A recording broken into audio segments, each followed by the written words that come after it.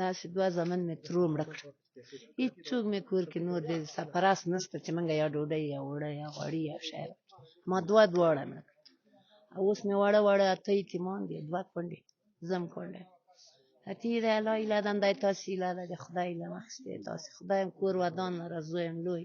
اوس دا کومکونه خو نن یو آخره ورځ ده چې توزیع کېږي، د دې نه وروسته به تاسو د خپل مشکلات څخه موږ وایو که بیا هم له خیره خدای در باندې مهربانه سي او موږ ونیسي. یعنې بې د دې مرستو نه بل کومه د عاید لاره نه لرئ؟ نه که نه، نور خو چې وای نو ولې به مې درته ویل. په خپله باندې کار نه کوي؟ نه، زه خو پښو نه هم ضعیفه یم او لیونۍ سوې یم زمانه، ما دواړه مړه سوه، هېڅوک یې مې نشته.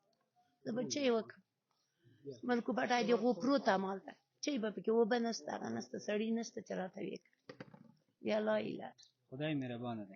خدای دې ښه درسره وکړي.